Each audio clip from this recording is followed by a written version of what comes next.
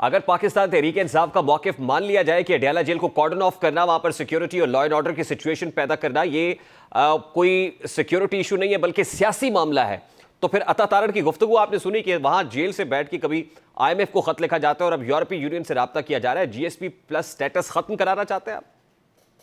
बहुत शुक्रिया जी, बड़ी नवाजिश, बड़ी मेहरबानी जी। मैं अता तारड़ साहब के सारे बयानात की बिल्कुल जो है वो तरदीद करता हूँ और ये कहता हूँ कि ये जो सारी मनगढ़ंत स्टोरियां हैं ना, ये अता तारड़ साहब पहले भी करते रहे हैं और पहले भी इल्जामात क्या बल्कि FIR दर्ज की गई हैं और वो FIR सैकड़ों के हिसाब जो दर्ज की गई हैं, उनके पीछे इसी PDM का खास तौर पर नून लीग का रोल रहा है। अगर बात की जाए तो क्वेटा के अंदर वकील के कत्ल का मुकदमा, तो वो भी अता तारड़ ने, उधर कत्ल हुआ है तो यहाँ पर कहा कि ये इमरान खान के ऊपर पर्चा दर्ज किया जाएगा। उस अता तारड़ की क्या वैल्यू है? उसकी परफॉर्मेंस यही है कि वो सिर्फ और सिर्फ बहतान लगाता है लोगों के ऊपर, सिर्फ और सिर्फ लोगों के ऊपर कीचड़ उछालता है, गलत बयानी करता है। इसने पहले गलत बयानी की, मैं तो बिल्कुल जैसे इन्होंने पहले बातें की है ना इमरान खान साहब के हवाले से, मैं तो चाहता था कि इसके ऊपर डेफामेशन केस किया जाए, लेकिन इमरान खान साहब ऐसे लोगों को, ऐसे जो छोटे लोग होते हैं, नहीं फजौता साहब, अता तारड़ तो वफाकी वजीर इत्तलात है, फेडरल मिनिस्टर फॉर इंफॉर्मेशन, ये कह रहे हैं कि तहरीक इंसाफ की तरफ से यूरोपीय यूनियन से पहले IMF से राब्ता किया गया, खत लिखा गया, अब यूरोपीय यूनियन से जो डिजिटली एक कॉन्टेक्ट किया जा रहा है और एक कॉल टू एक्शन बनाया गया है, क्या ये दुरुस्त नहीं है? मेरे भाई बिल्कुल गलत बात कर रहे हैं। ना तो पाकिस्तान तहरीक इंसाफ ने कोई इस तरह का लेटर जो है लिखा है, इमरान खान साहब ने नहीं लिखा, ना ही कोई इमरान खान साहब इसका इरादा रखते हैं। और उसके ऊपर आपने देखा होगा कि पाकिस्तान तहरीक इंसाफ ने अपने एलामी के जरिए वाज़ेह मौक़िफ़ भी जाहिर कर दिया और IMF के खत के साथ जो जोड़ा जा रहा है, तो 2 किस्तें पहले अदा की गई। पहली किस्त थी जब PDM की हुकूमत थी और दूसरी निगरान सेटअप के अंदर। तो वो जो 2 किस्तों के अंदर जो सारा मामला था, उसमें इमरान खान साहब ने इंडोर्स किया।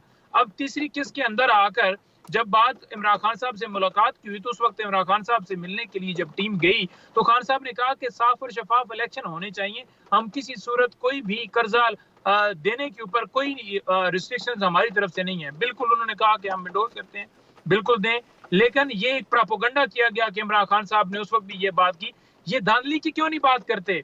साफ शफाफ इलेक्शन की क्यों नहीं बात करते? यानी आप ये कह रहे हैं कि किसी ने अपने तौर पर ये कैंपेन इनिशिएट की होगी जिसमें कोई सिग्नेचर्स भी लिए जा रहे हैं और वो एक कॉल टू एक्शन भी डिजिटल मीडिया पे बनाया हुआ है, तो किसी ने अपने तौर पर ये ऐसी मुहिम शुरू की है, इसका पाकिस्तान तहरीक इंसाफ से कोई ताल्लुक नहीं है, ये कह रहे हैं आप? बिल्कुल कोई ताल्लुक नहीं है। कोई इमरान खान साहब ने कोई यूरोपीय यूनियन को खत नहीं लिखा और इसके ऊपर पाकिस्तान तहरीक इंसाफ का बड़ा वाज़ेह मौक़िफ़ आ चुका। अच्छा, नहीं फजौता साहब, आज देखिए पैरेलल 2 चीजें हो रही। कल ही पहले तो अडयाला जेल की सिक्योरिटी वजूहात की बिना पर मीडिया को भी कहा गया कि 2 किलोमीटर दूर चले जाए। मुलाकातों पर भी सिर्फ ये नहीं है कि हाई प्रोफाइल कैदियों की मुलाकातें, बल्कि अडयाला जेल में कैद तमाम तर जो कैदी हैं या हवालाती हैं, उनकी मुलाकातों पर पाबंदी आयद कर दी गई। और पैरेलली पंजाब हुकूमत इस्लामाबाद हाई कोर्ट पे चली गई कि जो सिंगल बेंच के फैसले हैं जिसमें मुलाकात की इजाजत दी गई है और लोग जा रहे हैं मुलाकात करा रहे हैं, ये फैसले जस्टिफाइड नहीं। और आपने देखा जस्टिस आबिर फारूक की कोर्ट में ये मामला टेकअप हुआ है, तो पंजाब हुकूमत is very clear about it कि बानी PTI या दीगर से जो मुलाकातें हो रही हैं, ये मुलाकातों की इजाजत प्रिजन रूल्स के मुताबिक होगी, इस तरह से कोर्ट इजाजत नहीं दे सकती। यानी वो चाहते हैं कि ये मुलाकातें ना हो। बिल्कुल क्लियर जो है बात करनी चाहिए जी। ये मरीम नवाज साहबा और उसका पापा और चाचा ये सारे करवा रहे हैं।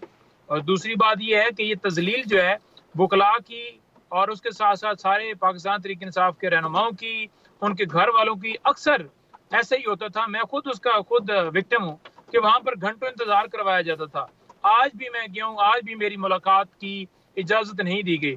कहा गया कि ऊपर से ऑर्डर आएंगे, पता नहीं कौन ऊपर ऑर्डर व्हाट्सएप के ऊपर कौन किसको देता है। ये कोई तरीकाकार है? इस्लामाबाद में आज 6 वकला को तो इजाजत थी, 6 वकला अंदर थे, बैरिस्टर सलमान सफदर भी थे। देखें पहली बात तो यह है कि प्रोसिक्यूशन की जो टीम है, जो सरकार है, वहाँ उनके जो वकील हैं वो 10 हों, 12 हों, 14 हों, उनको बाकायदा तौर पर बड़ी गाड़ियों में, डालों में बिठाकर और बड़ा प्रोटोकॉल शाहाना अंदाज से ले जाया जाता है। 1 मिनट भी नहीं खड़े होते। हमारे लिए 1 तो 2 किलोमीटर उन्होंने कहा जी कि दूर सारे कैमरे भी ले जाएं, गाड़ियां भी उधर ले जाएं और फिर घंटों गेट के बाहर खड़ा कर लिया जाता है और फिर कहा जाता है कि जिसका नाम ऊपर से आएगा। देखिए हम वकील हैं, हमने बताना है कि ये हमारे 10 मेंबर्स की टीम है, ये 20 वकला हैं, इसमें पेश होंगे। इमरान खान साहब के केसेस जो हैं आपको पता है 200 के करीब दर्ज किए गए हैं और हर रोज ही मुख्तलिफ कोर्ट्स लग रही होती हैं। अंदर जाना वकला का सबसे जरूरी अहम एलिमेंट है और किसी आइन, किसी कानून के तहत ये बता दें, आज भी आइन का आर्टिकल 10 का हवाला देते हुए ये बात की गई कि कंसल्टेशन, मुशावरत किसी तरह से इमरान खान साहब को, कोई भी कैदी हो, नहीं रोकी जा सकती, लेकिन ये सारे गैर कानूनी काम करें। एक ऐसा नोटिफिकेशन जारी किया गया जिसमें किसी जेल मैनुअल का, किसी रूल्स का, किसी नहीं, तो आपको कोई लगता है कानून कि का ये हवाला नहीं दिया ऑर्डर गया। जो इशू किया गया महकमा दाखिला पंजाब की तरफ से, ये स्टैंड करेगा कोर्ट में?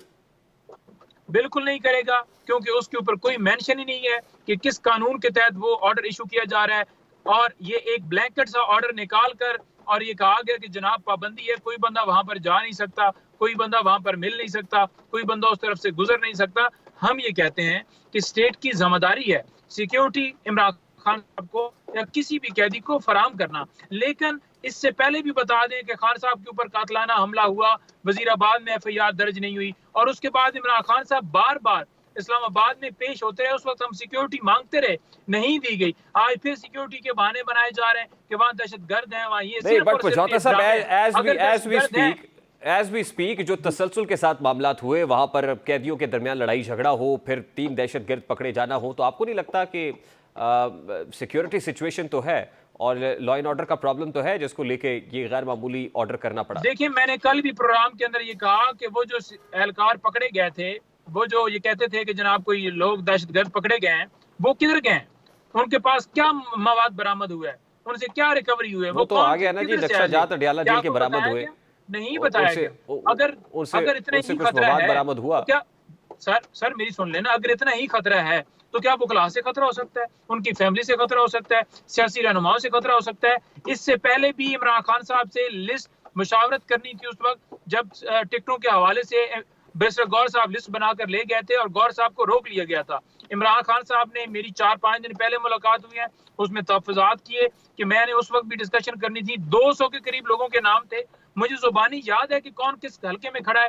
इन्होंने मुशावरत करने की सबसे बड़ी पॉलिटिकल पार्टी के सरबराह हैं। आज आप देखें कि कौम किस तरफ खड़ी है, कितने वोट पड़े हैं। 90% अवाम ने इमरान खान के हक में वोट डाला है और आप उसको टिकटों के ऊपर। अच्छा, मुझे पजौता साहब ये बताएं कि इस वक्त पाकिस्तान तहरीक इंसाफ के अंदर क्या कंसेंसस है, यानी काउंटर स्ट्रैटेजी क्या होगी? एक तरफ तो अदालत में चले गए ना, दूसरी तरफ ये जो एहतजाज वाला मामला है या सड़क गर्म करने वाला मामला है, कुछ ये भी आया मुतालबा कि अडियाला के बाहर एहतजाज करना चाहिए, तो क्या स्ट्रैटेजी बनाई गई है इस वक्त? कोर कमेटी में क्या फैसला हुआ है? देखिए, 23 तारीख को एक तो एहतजाज की हमने कॉल दी है, वो पुरअमन एहतजाज पूरे पाकिस्तान में होगा। जैसा कि आपको पता है कि 23 मार्च है, तो वहाँ पर पाकिस्तान तहरीक इंसाफ का हर पाकिस्तानी को हमने कहा है कि वो निकलें और भरपूर तरीके से उस दिन आवाम इंशाल्लाह निकलेगी। नंबर 1। नंबर 2 ये है कि हमने जो रजू किया हुआ इस्लामाबाद हाई कोर्ट में, कल समाअत है 11 बजे की, और हमने अदालत को ये कहा है कि ये हमारा हक है जो कोई छीन नहीं सकता।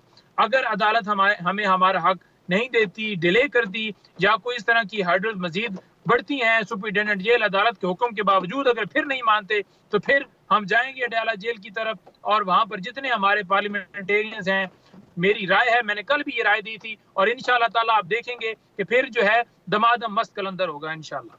बहुत बहुत शुक्रिया नईम हैदर पजौता साहब, आपके वक्त के लिए।